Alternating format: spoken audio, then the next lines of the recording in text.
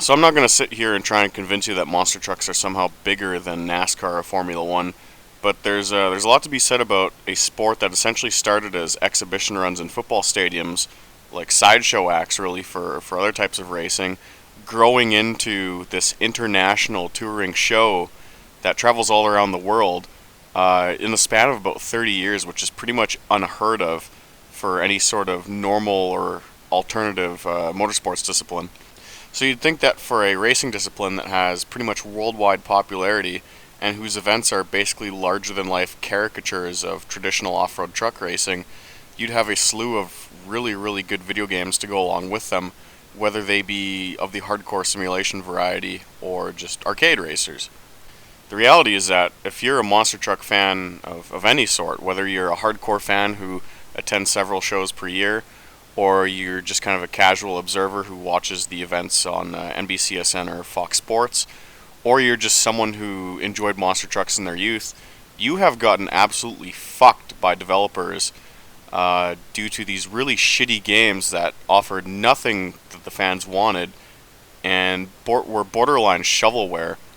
This is the one racing series on the planet who lends itself quite naturally to a video game environment, but for several console generations and several developers and several licensing partners, the games have been, to be completely honest, dog shit. And monster truck fans have been fed up for the better part of 2 decades because they've just been continuously handed subpar products that don't represent the sport well at all and aren't even good kids games at the end of the day. So in this video, I'm going to go through the past 25 to 30 years of officially licensed monster truck games that were released on major platforms, and I want to show the disparity between the very few good sound releases versus the abundance of shovelware or just straight up subpar, almost idiotic products. And I also want to highlight how the core fan base responded to some of these titles, because the lengths they went through to play a virtual depiction of their favorite motorsport at home, despite a brand new $60 product being on the store shelves, is pretty incredible. And it just sort of highlights how being a monster truck fan in a world where video games are a normal part of entertainment is suffering almost. Things actually started out pretty promising for officially licensed monster truck games. There was a Bigfoot game on the original NES, but I'm not counting it because it's just based on one truck and not a whole series. So the first fully branded monster truck title focusing on one series came out for the Sega Game Gear in '94, and it focused on the 1994 US Hot Rod season and the television program that went along with it, which was called Monster Wars. The show had these like really weird avatars for each truck that would like shit talk each other between rounds, but the racing itself was actually really good, and the video game did an alright job of translating the atmosphere of stadium-based monster truck events into this kind of like 2D virtual environment. So it was basically a top-down racer where you'd like compete against one truck at a time, and then you'd use like your prize money to buy upgrades in between rounds. And a lot of creative liberty was taken with like the track design and shit. It wasn't the actual layouts you saw on TV, it was just like circuits. But this was 1994 and realism didn't really matter yet. But the key elements to convey that this was like a proper racing series, like the licensed trucks, the stadium racing, the crushing of cars, championship points, financial management, that was all there, and it kind of set the tone for what we hoped would be a good string of monster truck games, but that soon fell to the wayside. So a couple of years later, Windows 95 is now on the market, and PC gaming is starting to pick up.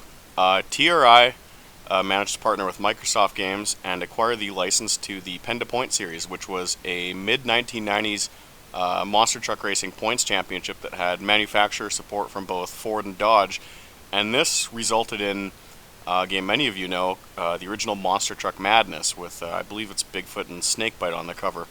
This game was actually a full-blown simulator, and a lot of people don't realize that, but the game had, I believe, 5 or 6 different stadium events based on the Pen to Points rules and scoring.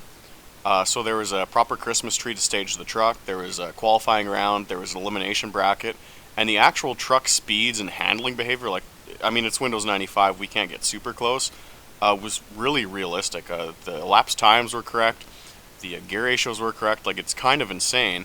And on top of this drag racing element, TRI had also built a circuit racing element, so if you didn't want to be this hyper-realism junkie, you could just go fuck off and just drive on these outlandish off-road tracks, and it was a really good combination, and the game sold like fucking crazy because it turned out that a monster truck simulator is exactly what people wanted in 1996. To this day, this game is still considered one of the best monster truck games ever released because it allowed people to play the game as realistic or as childish as they wanted to. What's interesting is that for the game's sequel in 1998, TRI had already taken these really drastic steps to remove the authentic monster truck racing from the Monster Truck Madness franchise.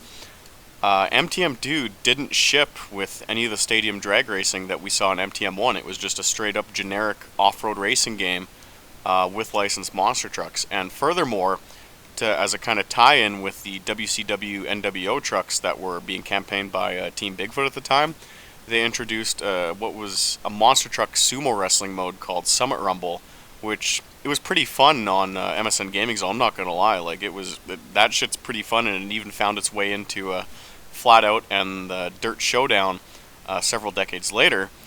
But a game that was centered around officially licensed monster trucks now had no way to race them in proper arenas like you'd see every Saturday. Development of the console port of MTM2 was outsourced to Rockstar Games. Yes, that Rockstar Games. And they had taken the base of MTM2 and further bastardized it from the original source material of the first game. So they took MTM2 and they added weapons and power-ups to it to make it kind of resemble, I guess, their interpretation of Mario Kart meets Monster Truck Madness. And this really worked out terribly. MTM's physics, as I've touched on already, were still kind of grounded in reality. It was very reminiscent of, let's say, the Codemasters Dirt games, where it was still kind of realistic. And Rockstar, in adding power-ups to that, the two elements really just didn't play well at all. The trucks would fly all over the place if you got hit by something. It was just hard to drive in general, especially for kids. And at the end of the day, this didn't resemble a monster truck race at all, and people were kind of choked about that. At the time, you had NASCAR had their own authentic games, F1 had their own authentic games. Even the smaller series, like the Pennzoil World Outlaws, had their own authentic racing games out there. But monster truck games have been now bastardized after just 3 iterations, from a proper stadium experience with these pseudo-realistic circuits in the woods or on farms or whatever, to like trucks jumping off cliffs and shooting each other with missiles, and it really pissed off the fan base. And I do remember when this game came out, I was really only 7 or 8 years old, and my buddy had bought it for his N64. He got it for his birthday or some shit, and we're just like, man, this isn't right. Now, after the release of MTM 64, we went several years without a monster truck game. And there's a couple reasons for this. The first is that TRI, who had built the Monster Truck Madness franchise, they had set their sights on the console market, and they were now using the MTM engine to build an off-road Gran Turismo. And this eventually came out under the name of 4x4 Evolution, and it was good enough to warrant a sequel, actually. But obviously that meant that they were done with monster trucks. And at the same time, a lot of the series that they had licensing deals with, the first being the Pen to Point series and the second being USA Motorsports, those had both folded. Those didn't exist anymore. So they were kind of shit out of luck in terms of blanket licensing a whole host and a whole roster of trucks. That being said, at the same time, the television rights for Monster Jam had changed. Monster Jam, otherwise known as the USHRA or US Hot Rod, was originally broadcast on ESPN under the highlight package called Inside Monster Jam. They were little 20-minute episodes. And those television rights had been acquired by TNN, which at the time was broadcasting a lot of World of Outlaws races. They were doing a lot of NASCAR Busch Series races. So they had picked up Monster Jam for use in their Motor Madness segment on Friday nights. So this meant that a lot more eyes were going to be put on Monster Jam, and this got a lot of us excited for a new Monster Truck game, because obviously with the change in time slot and the increased presence of monster trucks on national TV, there'd be interest in some sort of big video game release. And unfortunately, we had to wait, I would say, a good 4 years until we got one. And the anticipation was through the roof. There was tons of speculation everywhere. It was really insane waiting for this inevitable game that hadn't even been announced yet, but we were sure would drop because monster truck racing's popularity was just skyrocketing at the time. So after 5 years of building anticipation for this mythical TNN era monster truck game, the end product ended up being a complete disaster.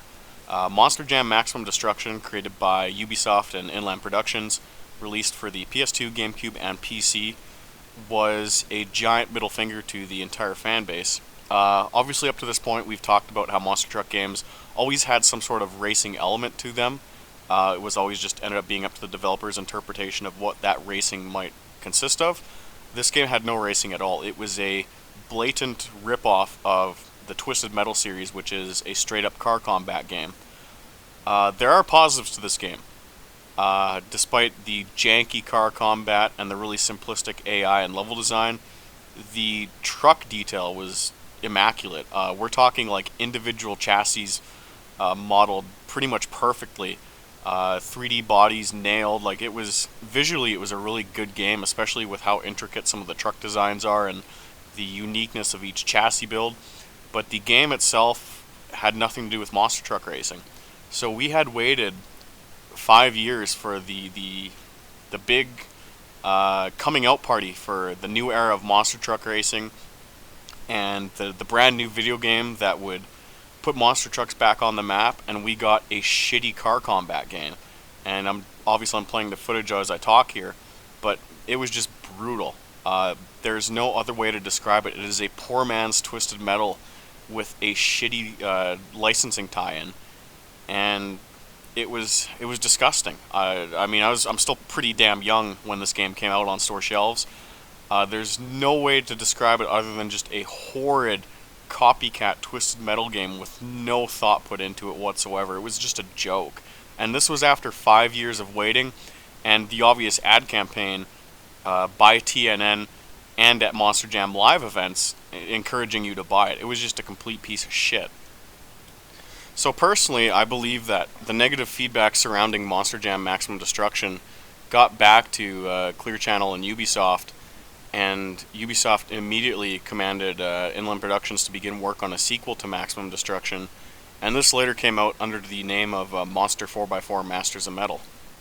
To get the obvious out of the way, Inland Productions and Ubisoft ditched the car combat theme in favor of an open-world checkpoint racing game similar to the racing style in MX-ATV Untamed, where you're just given a giant open world and a bunch of checkpoints to hit, and the game just kind of shrugs its shoulders and says, yeah, just hit them in order, I guess, and pick up some power-ups along the way.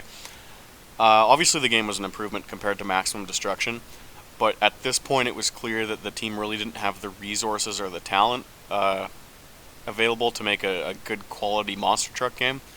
The handling was just janky and it felt cheap. The graphics were really not good. There were basic translation and grammatical issues just in the menus. Some of the animation in the cutscenes was just odd looking, and it really wasn't a great representation of the sport.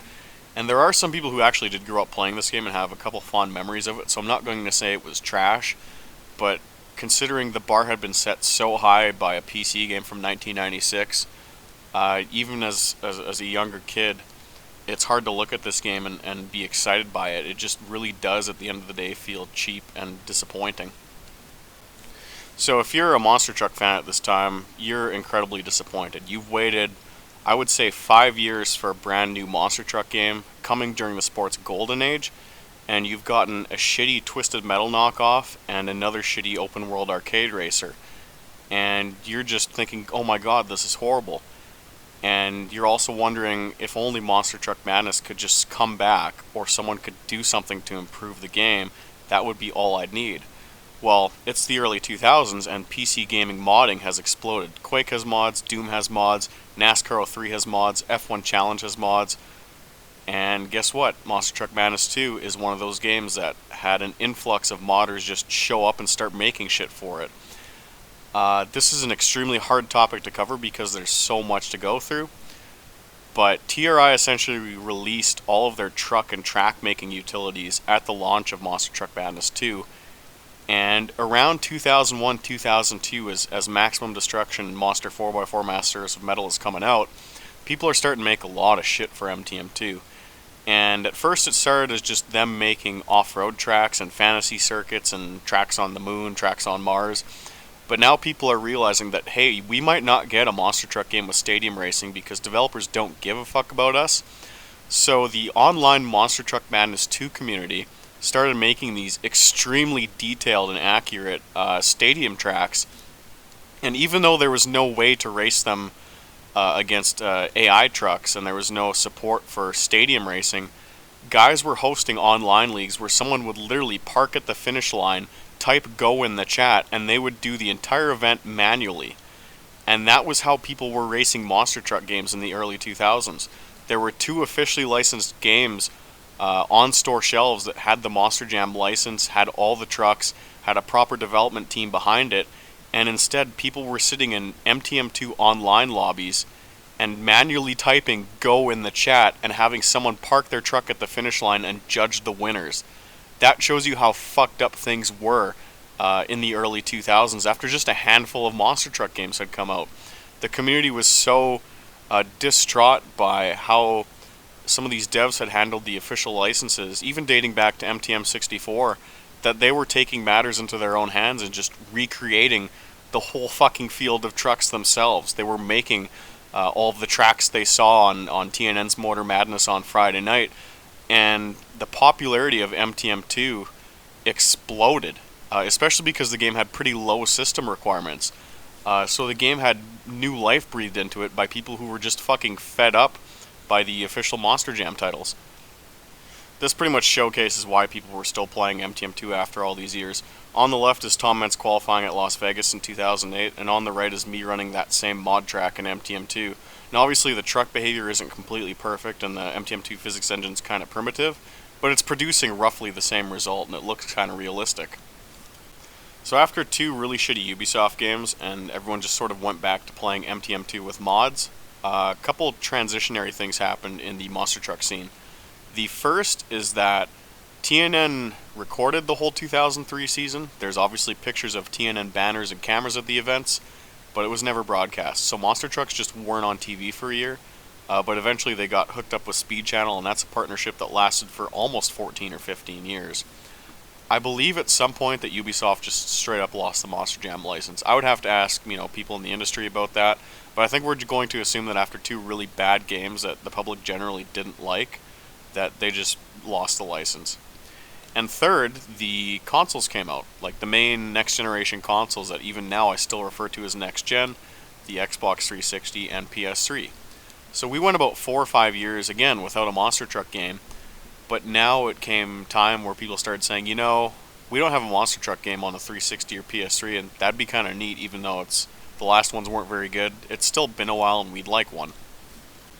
So in 2007, when most people were fawning over Halo 3 and Call of Duty 4, what a lot of people forget is that Activision actually acquired the Monster Jam license and put out Monster Jam 2007 in time for the holidays for the Xbox 360, PlayStation 2, PC, and I think there's a couple handheld platforms in there. Now, on paper, this game isn't actually terrible. They basically took the Monster Truck Madness approach, where like half of the game was these big off-road circuits, and then the other half was stadium racing. But that's basically where the good parts of the game ended. The game had these really outlandish physics. I mean, I understand it's a game for all audiences, but you could easily do 200-foot jumps or quadruple backflips, basically with no effort at all. You could destroy the truck and knock 2 or 3 tires off it and still continue on as if nothing happened. And the stadium racing they built up in their marketing and said how it was an authentic, realistic Monster Jam experience, that too was basically half-assed and bastardized, and it was really a far cry from Monster Truck Madness 1 with the proper staging procedure and all that. And I thought me not liking the game was being a nitpicking autist, and maybe it's because I was a teenager and wasn't the target audience that I didn't find any of this fun. But it was definitely really interesting going on YouTube and seeing some of the officially released gameplay video of this game by the Feld Entertainment account or the Activision account, and seeing little kids with their Roblox accounts writing the exact same complaints that I had. You gotta realize there were 8 or 9-year-old kids going onto YouTube with John Smith's Roblox account, and he's got the little Roblox avatar being yeah, I hate this game, it's too easy, it's boring, I wish it was more realistic. And that's kind of when I knew that there was a disconnect between what Feld thought the fans wanted and what the developers thought the fans wanted versus what the actual fans were asking for.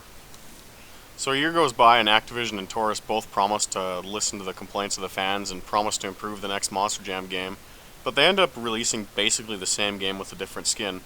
So this is Monster Jam Urban Assault, which came out a year later in 2008, and the game, to its credit, did have a bit better track design, a bit better environments, and a really good selection of trucks. I think they had 28 trucks in here, including some trucks that wouldn't actually debut until later in the season, which was kind of neat. But it was basically just more of the same. Again, the physics were outlandish, the stadium races were just really unrealistic, and it was basically just a rehash with different tracks. It's not that the game was like buggy or unfinished or just like janky or anything like that, but the Monster Truck Madness series had struck such a chord with people to the point where they were still playing it over a decade later, and we were basically getting something that was like this bastardized, child-friendly game that even the children on YouTube just didn't like. And it was kind of frustrating because we kept saying, hey, we want like, a monster truck equivalent to NASCAR Thunder. We want that monster truck equivalent to like F1 2009 on the Wii. We want something that's a bit more realistic and a bit more reflective of actual monster truck racing. And why do you keep giving us this weird shit? And at the time, this is now 2008 to early 2009 to early 2010, and we're sitting here saying, dude, we're still playing a game from 1998, and developers have literally given us everything from like a shitty car combat knockoff to like this baby mode ripoff of Flatout that like was just kind of like insulting almost. At this point, it sounds like I'm a complete fat ass loser who's just upset that Monster Jam isn't making a hyper realistic monster truck simulation to cater to the needs of me and like 15 other people. And that's where I'm about to show you that you're really fucking wrong. So, I'm not a Halo guy. I'm completely out of my element talking about Halo. But Halo 3 and I guess Halo 3 ODST had basically this huge map creation tool. And like guys would just build, all kinds of fucked up shit and like rockets only maps and stuff like that. But it turned out that people were actually doing full-on Monster Jam events on Xbox Live using the map editor tool in Halo 3. And like these events weren't just like some kid and like two of his friends. But these videos had like tens or even hundreds of thousands of views, and these guys were going through like extreme lengths to make like authentic Monster Jam events inside Halo 3. And I'm putting some video up on the screen right now. This shows you the massive detachment between what Feld and Monster Jam and their in-house developers and their licensed developers thought the fans wanted versus what the fans actually wanted. You have kids playing Halo trying to hold monster truck events in Halo, because the actual monster truck games that they could go out and buy for $60 weren't cutting it for them. Hello, wake up, guys. And I guess I should mention that 12 years after release, for those who don't own Halo and can't run like the Halo Reach Monster Jam events or Halo 3 Monster Jam events, they're still fucking playing MTM2. Like, I'm serious. Here's the downloads page from MTM2.com of like all the tracks and trucks being made. Like, the community's still fucking active. This game is like 12 years old. People own PS3s. There's talk of the PS4 and the Xbox One on the horizon. You know what people are playing for their Monster Truck fix? A game that came out in 1998. That's awesome, isn't it? Now, a major shift in the climate of Monster Truck games actually occurred in the early months of 2010.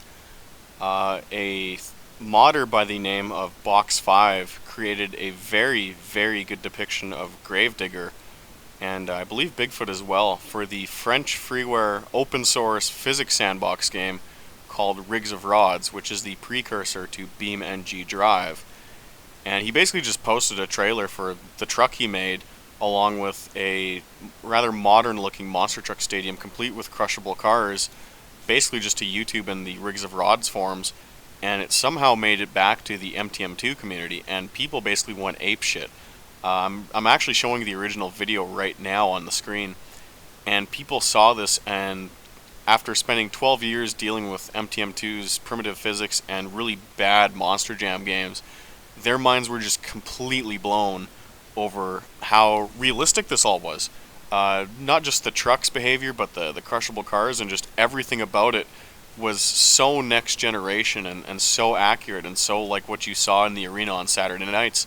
It was really just mind-blowing. And not only that, but people really quickly figured out that Rigs of Rods, despite being extremely janky and not very user-friendly and just kind of annoying to set up overall, also had an online component. And this meant that the online community that was still racing actively in MTM2 and still had a pretty sizable following could migrate to this new platform and start modding it and start running races. And by the summer of 2010, there was already an esports league set up in Rigs of Rods under the name of Rigs of Rods Monster Jam. And attendance for this series, and I actually got to run a bunch of races back then, was just fantastic. And really, by the fall of 2010, there were now several esports leagues, reeling in different participants from all over the place. We often had more than enough for a full field and had to actually kick out people based on qualifying times. The popularity of this game just exploded among the hardcore fans, and for those who weren't the best drivers, they immediately began modding the game and essentially turning it into the ultimate monster truck sim platform. And I'm just tossing some stuff up right now of where they eventually went in the early years, where it essentially just started as ripping off Monster Jam 2007 and Urban Assault assets for use in their own mods, but grew to this massive fucking community of both modding and online racing.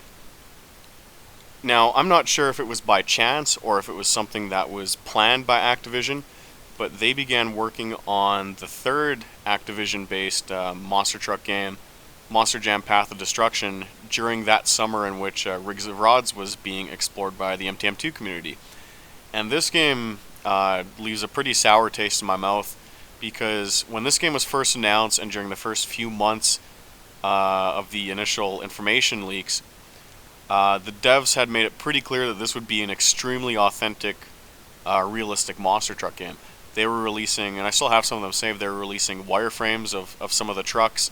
They were showing screenshots that showed like pretty damn accurate, not to mention extremely good looking stadium environments.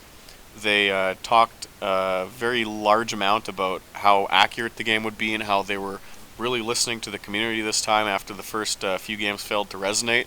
And I don't know, again, if it's coincidence or they saw what was happening with the MTM2 community and the Rigs or Odds esports series, but they were really taking aim at the hardcore fan base, or so we thought, with the marketing lead up to Path of Destruction, which was to come out for both the PS3, 360, and a couple, again, of handheld platforms.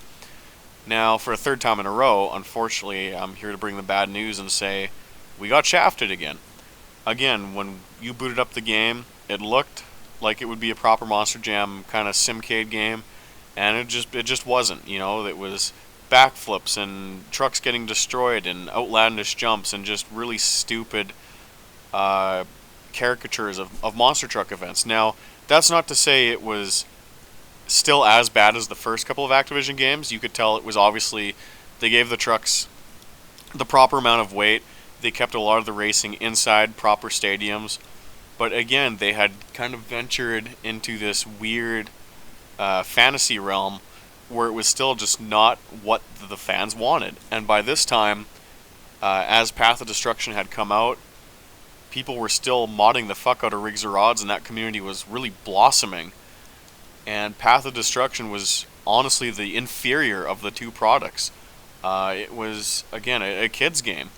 And the sad part is, for 3 years in a row now, even the kids didn't like it. Even the kids were starting to show up on simmonsters.com, which is really the home for the Rigs or Rods modding platform, and leaving like these like 8-year-old first time using the internet posts saying like, hey, Path of Destruction sucks, or insert expletive here, and how do I get this stuff working on my computer? Now, Monster Jam continued to push out a couple of video games here and there, both on mobile platforms and on proper current generation consoles, but the results continued to be just completely disastrous, not just from a hardcore fan standpoint, but even from a casual fan standpoint. So right now I've got some video of Monster Jam Battlegrounds playing in the background, and it just looks janky. It looks like it was a minimum effort project. It looks like they didn't have a lot of money. It's just kind of, I gotta be honest, embarrassing to look at. And I'm going to follow this up with footage here of Monster Jam Crush It, which is a PlayStation 4 title. And here you've got a guy freestyling with Earthshaker, and he's like glitching out of the map.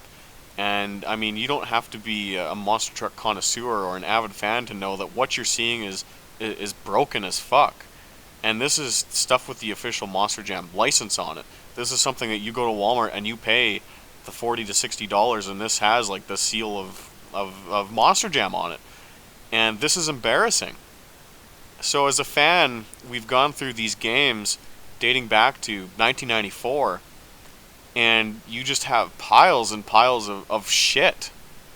And especially in Crush It here, which is what I'm playing in the background, I mean, what the fuck are you even looking at? So you've gone through 25 years of games where you really had like one or two that was like worth playing, but now it's just, oh my god, what the fuck's happening? Like, it's, you knew it was bad 10 years ago with '07 and Urban Assault, with the kind of childish focused games. But like, what the fuck even is this? What's happening to the truck on the screen? This is a PS4 game for $60. And while this game embarrasses Feld Motorsports and the Monster Jam brand and the drivers associated with it and all kinds of stuff like that, the Rigs of Rods community, which really started as just this modding group for a freeware game that barely anyone knew about, this thing has grown into this massive online entity full of different esports series and full of tons of talented modders. And what's hilarious and kind of like ironic and funny is that there was a Fox Sports 1 segment not too long ago that actually shows that Monster Jam's own in-house training tools are using Rigs of Rods, the same freeware game that is outdoing anything a developer has made under the Monster Jam banner in the past 20 years. I'm going to zoom in on the monitor here, and you can see that is Rigs of Rods running on the screen at Monster Jam headquarters. So even Monster Jam, who is licensing their brand out to all these different developers, are not even using their own games in-house. They're using a freeware French open source physics sandbox to train their drivers. So I guess to conclude this video and to kind of summarize the journey we've gone on over the past 30 minutes or so, which I apologize for, you probably had better things to do.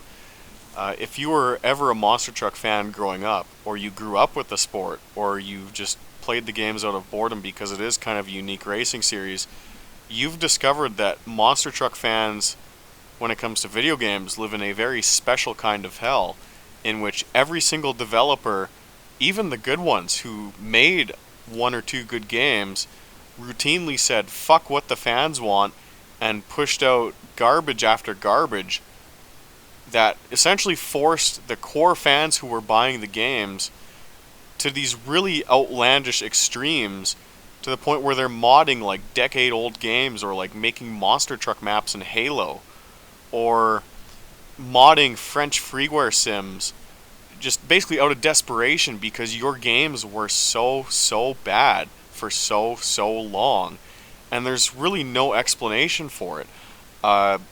Especially with the rise of social media and YouTube comments and every easy way to see feedback on a product, you had people for years saying, I don't like the Monster Jam games, I want them to be more realistic. That coming everywhere from older generations to teenagers to kids, saying, yo, you gotta just start from a clean slate and make a game that's like decently realistic. And again, at every single turn, it seems like multiple developers, multiple CEOs, multiple investors said fuck the fans and gave them complete dog shit. And again, we've now reached a point where the best monster truck game on the market is a mod for a freeware physics sandbox. That is the reality of being a monster truck fan and looking for a good monster truck game. In the summer of 2019, however, we will see a Monster Jam game released by Rainbow Studios under the name Monster Jam Steel Titans. This may potentially change the course of monster truck gaming, as Rainbow Studios and THQ Nordic have been known for their critically acclaimed ATV Off-Road Fury series, as well as their MX line of games. And this goes back to Motocross Madness, to MX Unleashed, versus the MX versus ATV line of games. And while some have been hit or miss, especially MX ATV Alive, and MX-ATV Supercross, Rainbow Studios making a Monster Jam game seems to be the last hope that monster truck fans have to get something that resembles their favorite form of racing without dumbing itself down to the extreme level or just completely going against any rational depiction of a monster truck event in favor of stupid shit like car combat. So hopefully that game changes the course of history. But for the past 25 years, being a monster truck fan has been nothing but pain and suffering when it comes to video games.